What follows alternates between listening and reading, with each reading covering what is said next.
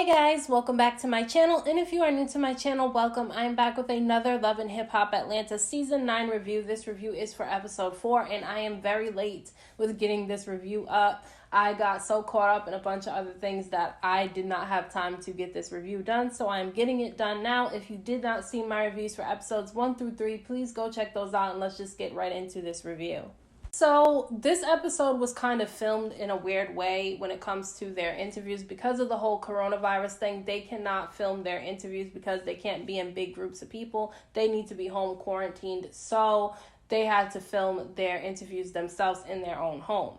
Now, Mimi ends up inviting all of her friends to a women's self-defense class because she said that she feels like all the women need to learn how to defend themselves. There's a lot of sex trafficking going on in Atlanta. And she also said that because she had gotten shot at by somebody trying to break into her house a year ago, she said that she feels like it's necessary for all the ladies to do the self-defense class. Now, even if the moves do not work at the self-defense class, I think it was a good idea that Mimi had, and I think it's a fun experience that you can have with some of your friends. Now, Carly ends up showing up and she invites her friend Kiami, okay? Now, Kiami used to date Bow Wow, and she's the one who got into a physical altercation with him in an elevator a few years ago, and she was basically saying that she's trying to erase that image. She's tired of being known as the girl who dated Bow Wow and put the paws on him inside of the elevator, so she wants that part of her life gone, and she just wants to make a new name for herself when it comes to her love life and when it comes to her career. I don't know her, so I can't say anything negative about her. I'm just going to go by what she shows me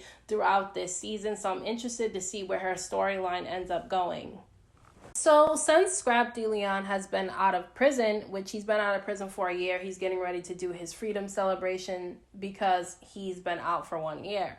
Now, he has a restaurant that he says is very successful, and because he has the restaurant and it was successful, he wants to open up a barbershop, okay? Him and Shooter are trying to do the barbershop together, and so his assistant Cheyenne is helping them find a location for the barbershop because she is a real estate agent. Now, Scrap says that he's very close to Cheyenne. He looks at her like she's a little sister to him, and so I could definitely tell some type of tension when it came to Cheyenne and Shooter, and I didn't know what the tension was that I was feeling when I was watching the two of them together. Now, they ended up leaving the barbershop while Scrap was still inside, and the two of them start hugging and kissing outside of the barbershop, and I knew that my instincts were right, that something was going on between the two of them. Now, she was saying that she wants to go public with him and that she doesn't want to be kept a secret anymore, but the reason why Shooter is trying to keep her a secret, he says, is because he knows how Scrap is, and Scrap is really close to Cheyenne, so he's not going to be happy about her dating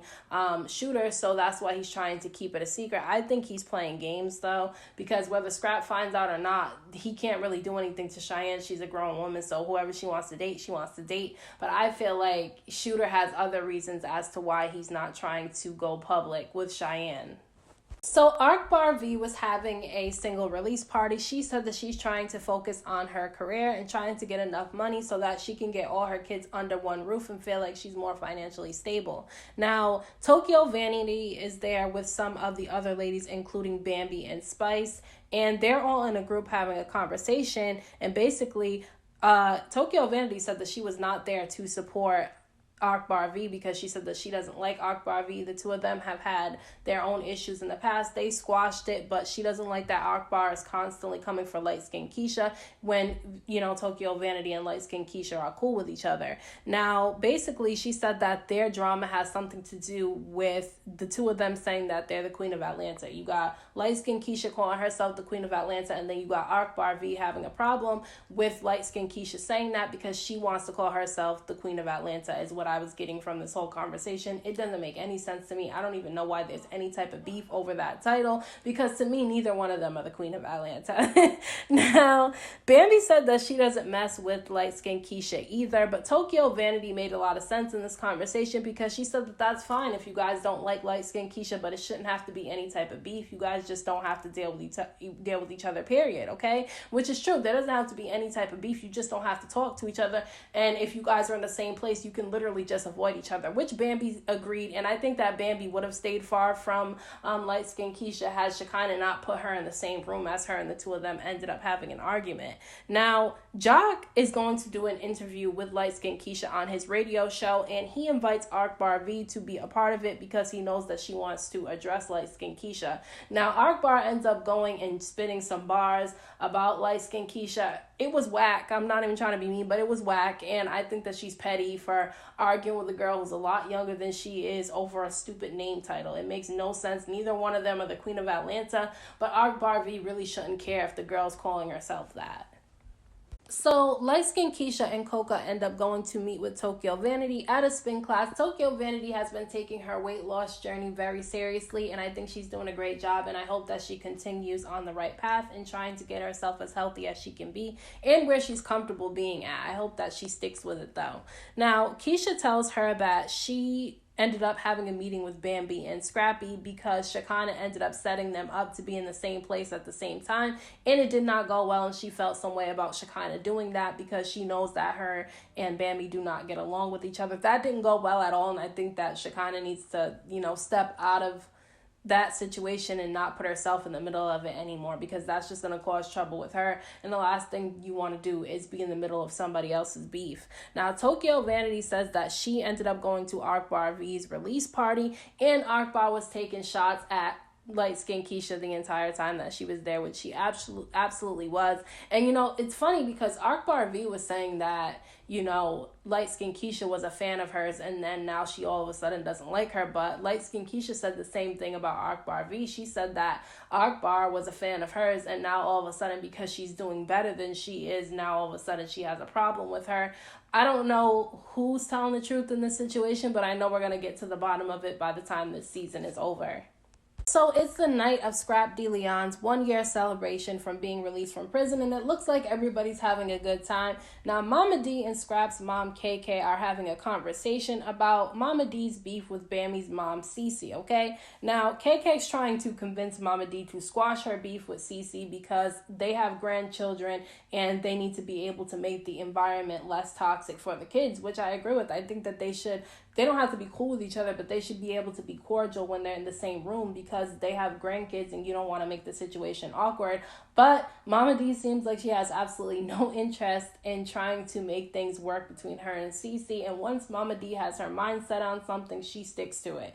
Now, Carly and Jock end up having a very awkward encounter. He's being very flirty with Carly. He's going through it with his fiance Kendra, and Carly doesn't take the bait though, which I think is good. She has her own situation going on with her getting a divorce, and so she doesn't want anything to do with Jock because he's engaged to this woman Kendra. Now, Jock claims that it's okay for him to flirt as long as he's not touching, but that things have been very stressful between him and his fiance Kendra ever since she took him to this appointment to try to get him to get a vasectomy, and he said that she's been being very bossy since the two of them got engaged. I don't see them walking down the aisle at all. I don't think the engagement or the relationship is going to last because his eye is already wandering around to other people, and they're having all these issues now that they're engaged. Now, Cheyenne and Shooter are very flirty with each other, but they're trying to keep it under wraps because they don't want Scrap to see that they're flirting with each other and that there's something going on with them. But KK, who is Scrap's mom, ends up noticing from across the room how flirty Cheyenne and Shooter were, and so she may tell Scrap what she saw, to be honest with you. And if she does that, there's going to be 10 tons of drama. So I just knew that there was a reason why Shooter didn't want to go public with Cheyenne, because I know it wasn't just because of the fact that Scrap is going to have an issue with it, but because he's messing with other people. And clearly he's messing with Kiami, because the way that they were all over each other at her photo shoot definitely proved that he's messing with this woman as well. Now, Kiami ends up asking him about Sierra, trying to make sure that Sierra won't have an issue with her because of the fact that, her and Shooter are messing with each other. And Sierra's obviously his ex-wife, so she just wanted to clarify that there's nothing going on between the two of them. He clarified and said that there's nothing going on between him and Sierra. Only thing that's going on between them is their children. Now, he said that he's in an open relationship with Kiami. they're not actually together, but they have an understanding with each other. And he said that she doesn't have anything to worry about because she's his favorite, okay? So basically he's putting her above even Cheyenne. So basically Cheyenne's the one who's getting played in this situation because he clearly likes Kiami a lot more, and said that he would actually go public with Kiami and he can see himself going the distance with Kiami. Now, Kiami was saying that she has trust issues with men, and she said that her mom thinks that Shooter's too old for her, which I think Shooter's too old for her too. I think she should get somebody a little bit closer to her age range, because I do think that he's a little bit too old to be messing with her, but whatever she likes, she likes. Now, she was trying to clarify with him that if they end up going public with each other, that no other woman will come for her because he's not messing with anybody else but her. And he claims that it's fine, nobody's going to come for her, but Cheyenne's definitely going to come for Kiami once she finds out that Shooter's messing with this woman. And it's all a bunch of messiness that could be avoided, and he's too old to be having all this messiness in his life. So in order to make peace between Mama D and Cece, Bambi and Scrappy end up taking them out to dinner, where Mama D ends up showing up dressed like she's going to a friggin' funeral. I was like, what is this lady wearing? She looks a hot-ass mess. And when she walked in, Cece, who is Bambi's mom, tried to say hello to Mama D, and Mama D completely ignored her. Now, they're sitting at the table literally arguing with each other. It's literally embarrassing. They're calling each other everything but a child of God. They're over here calling each other drug addicts and alcoholics. And then Mama D ends up taking it too far, saying that she wished that Cece was dead.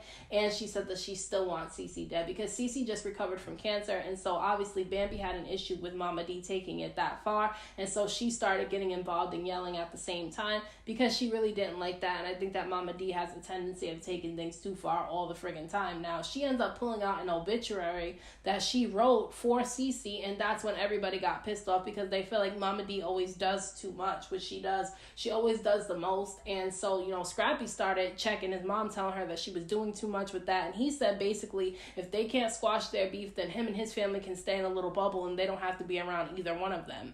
I agree with Scrappy and Bambi with not wanting to be a part of the drama between their moms because it's too much toxicity and they have a baby. They don't want their kids to have to deal with that type of toxic drama around them. So I definitely understand them wanting to separate from them because clearly the beef between Mama D and Cece isn't going to be squashed anytime soon.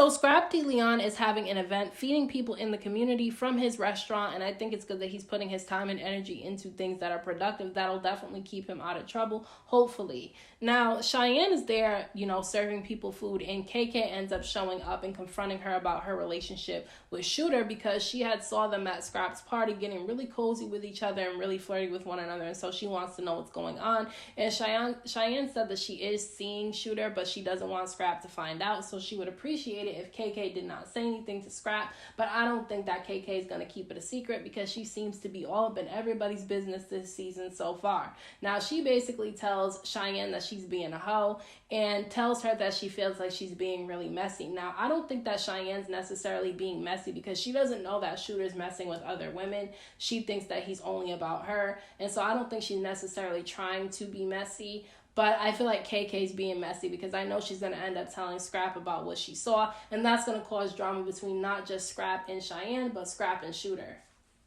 Now, in this final scene of the episode, light-skinned Keisha goes down to the radio station to do her interview with Jock, and it seems to be going good at first. She's talking about all her music and how she wants to be very successful, and she's talking about her new song that she just released. And she ends up calling herself the Queen of Atlanta. And when she says that, Jock says, well, since you called yourself the Queen of Atlanta, we have somebody who wants to confront you that's here.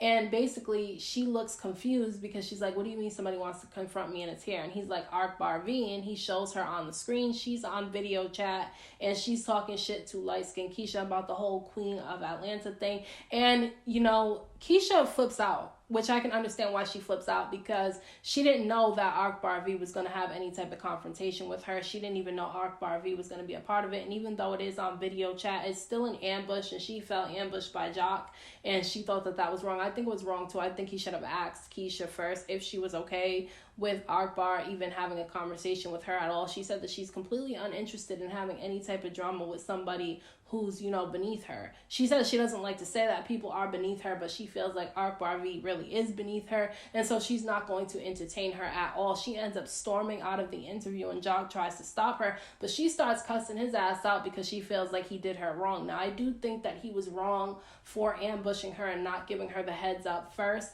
but at the same time, I think she was being a little bit too dramatic. Akbar was not even physically there. But at the same time, that's causing more drama that she doesn't really want to be a part of. From what I'm able to see on the show, she doesn't want drama with Akbar. She seems like she could care less about this woman, and this woman's the one who wants to have the drama with her, and she felt like Jock pretty much fed that woman that. So she said at the end of this episode that she's completely done with Love and Hip Hop Atlanta. I don't know how true it is, but that's what she said at the end of this episode. So the episode cut there. I thought it was a pretty good episode. I'm interested to see what happens when Kiyomi and Shooter end up going public with each other, because I know Cheyenne's going to feel some type of way about it because she didn't even know that Shooter was messing with Kiyomi. So let me know what you guys thought about this episode down in the comment section. Don't forget to hit that thumbs up button for me. I appreciate it. Don't forget to subscribe to my channel for more videos. And thank you to all my subscribers for the support and all of my new subscribers for the support. I appreciate you all so very much. And until next time, I will see you guys in my next video.